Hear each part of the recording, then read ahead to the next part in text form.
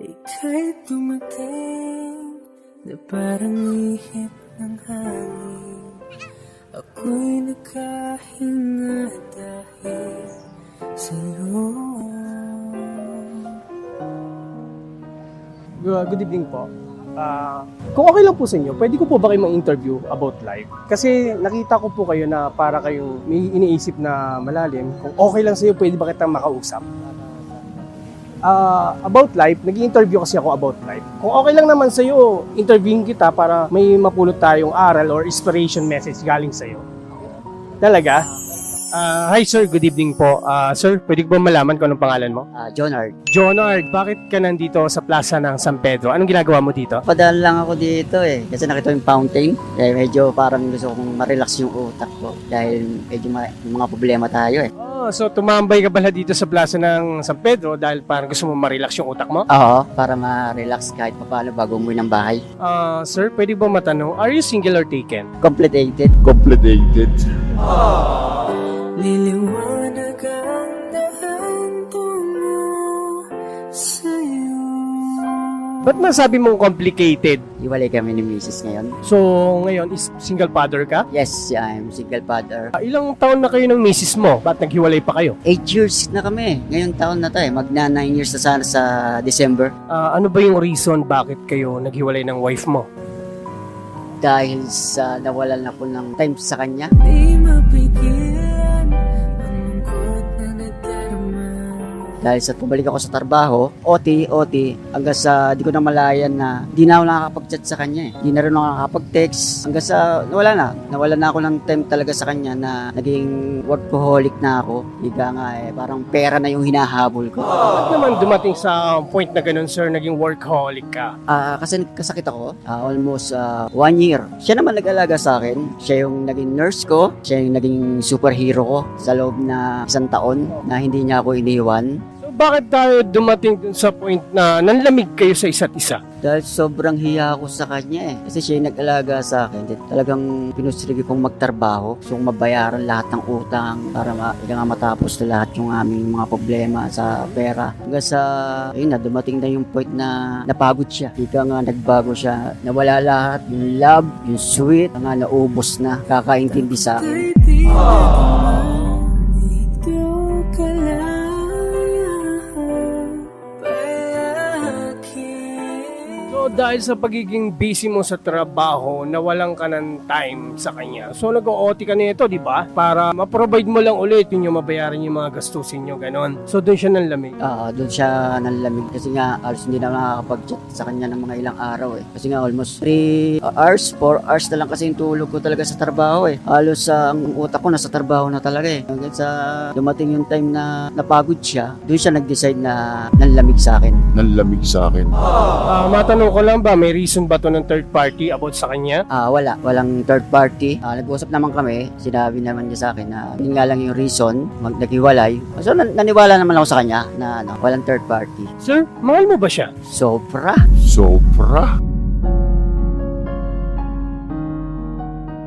Gaano mo siya kamahal? Buong buhay ko, binigay ko sa loob ng 8 years. Wala akong ginawa kundi buhayin sila, pasayahin. Kaya itong nangyari to talagang sobra sakit sa akin. Napakahirap. May time na nga na tapusin ko yung buhay ko . Yung time na iniiwan niya ako . Kundi lang siguro dahil sa mga anak namin, hindi ko natuloy.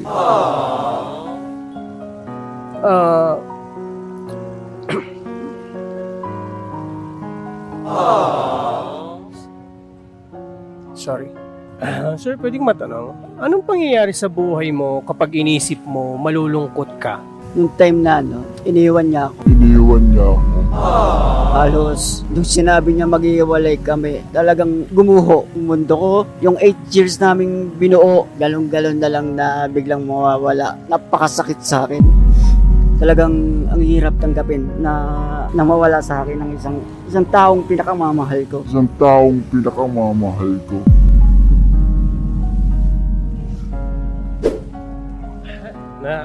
nadadala ako sa emosyon. Matanong ka lang, may pinagsisisihan ka ba sa sarili mo? Meron, nawalan ako ng time sa kanya. Ayoko na maulit yun. Kasi dahil dun, nawala siya eh. Dahil sa kaka-provide ko sa kanila ng pera, doon na malayan nawala na lahat sa akin. Kaya napakasakit. Sir, kamusta ka na po? Hindi ako okay. Yung sakit talagang andito pa rin. Andito pa rin. Sama ka sa pagtuwid, gabi ito. Ang hirap, lalo sa gabi, hindi ako makatulog, kakaisip sa kanila, sa asawa ko, sa mga bata, kumusta sila, ano ginagawa nila. Dahil sa loob ng 8 years na kasama ko sila, nasanay na ako eh. Na may mauuwian ako. Tapos ngayon, wala akong mauuwian. Nagsosolo lang ako sa bahay.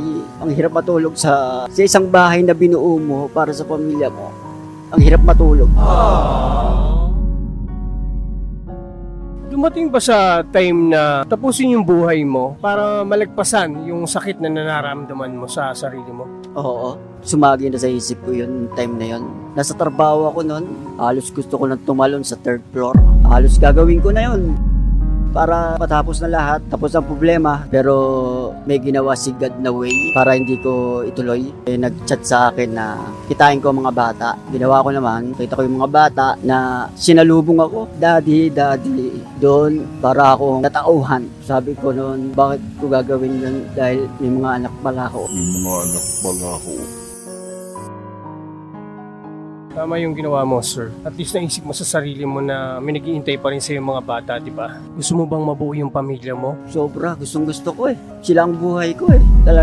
Gusto ko talagang mabuo para sa mga bata. Para at least may magulang sila na nagagabay sa kanila. Ayokong dumating na time na wala silang magulang eh. Nahiwalay, broken. Kaya hanggat maaari, gagawin ko ang lahat para mabuo. If ever na mapanood ng wife mo itong video na to, ano yung gusto mong i-message sa kanya? Para maparating mo sa kanya yung bigat na nararamdaman mo, na dala-dala mo hanggang ngayon. Mi, sana kung mapanood mo itong video na to, sana bigyan mo pa ako ng pagkakataon na mabuo ang pamilya natin para sa mga bata. Dahil sobra ko kayong mahal ng mga bata eh. Hindi ko talaga kaya na wala kayo sa tabi ko. Ang hirap kong hilos, ang hirap pagtrabaho nang wala kayo sa tabi ko. Kung naging busy man ako sa trabaho, sorry, promise ko sa'yo, hindi na maulit yun. Bigyan mo lang ako ng chance na mauulit ang ating pamilya.